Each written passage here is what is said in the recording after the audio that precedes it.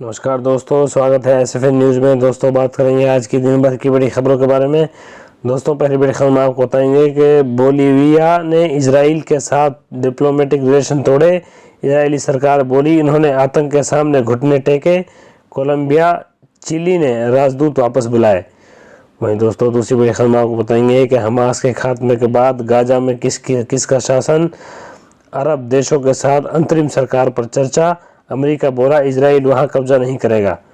वहीं दोस्तों तीसरी बड़ी खबर में आपको बताएंगे कि हमास ही पैसों के लिए फ़लस्तीनियों को मार रहा है।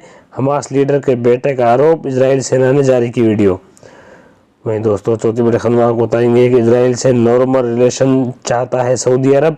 अमेरिका ने कहा अभी पूरा फोकस गाजा पर, हमारा NSA सऊदी सरकार के संपर्क में।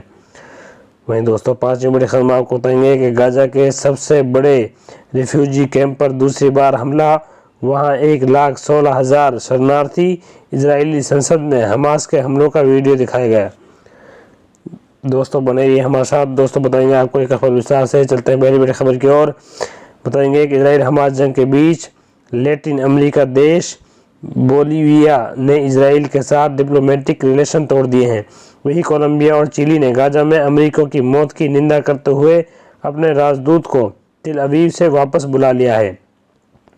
बोलीविया के डिप्टी फॉरेन मिनिस्टर फ्रेडी मामनी ने कहा कि हम गाजा में हो रहे इजरायली हमलों की निंदा करते हैं, इसलिए हमने इजराइल के साथ डिप्लोमेटिक रिलेशन तोड़ने का फैसला किया है। वहीं दोस्तों अगली बड़ी खबर की ओर। दोस्तों इजराइल गाजा हमास के खात्मे के लिए लगातार हमले कर रहा है। इस बीच अमेरिका और इजराइल के आधिकारिक गाजा पट्टी के भविष्य को लेकर चर्चा कर रहे हैं। अमेरिका के विदेश मंत्री एंटनी ने संसद में बताया कि सरकार इस मामले में कई विकल्प पर चर्चा कर रही है, लेकिन ने कहा कि हम पुराने ढांचे पर वापस नहीं लौट सकते।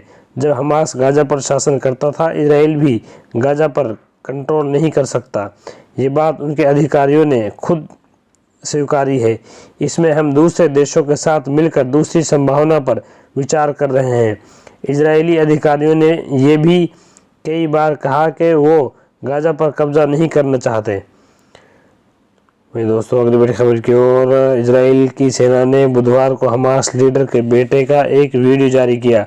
इसमें वो कह रहा है कि फ़लस्तीनियों की मौत के लिए इजराइल जिम्मेदार नहीं, हमास ही पैसों के लिए फ़लस्तीन नागरिकों, महिला और बच्चों को मार रहा है। इजराइल डिफेंस फोर्स ने हमास के फाउंडिंग मेंबर शेख हसन यूसुफ के बेटे मोसाब हसन यूसुफ का वीडियो ट्वीट पर शेयर किया।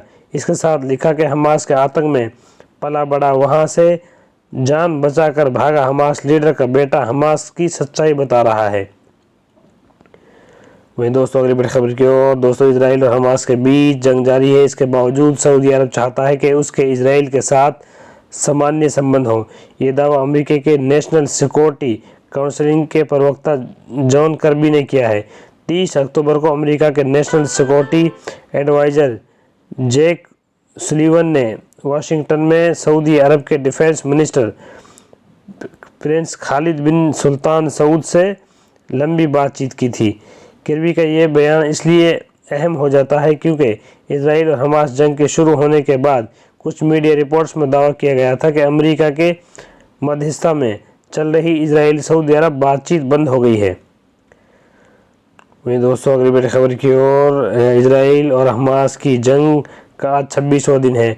अल जजीरा के मुताबिक इजराइल ने उत्तरी गाजा में सबसे बड़े जबालिया रिफ्यूजी कैंप को दूसरी बार निशाना बनाया। इसके पहले मंगलवार रात को यहां हमला हुआ था। इजरायली सेना ने दावा किया था कि उसने मंगलवार रात हुए हमले में हमास के एक सीनियर कमांडर इब्राहिम बियारी सहित 50 लड़ाकों को मार गिराया। वहीं हमास के पेट्रोल वाली गाजा की हेल्थ मिनिस्ट्री ने कहा था कि इजरायली हमलों में दर्जनों की मौत हो गई है, सैकड़ों लोग घायल हुए।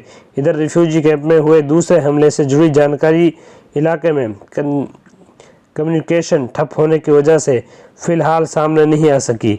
गाजा के जबालिया क्षेत्र में मौजूद शरणार्थी शिविर करीब 1,04,000 स्वीकार किमी के इलाके में फैला है।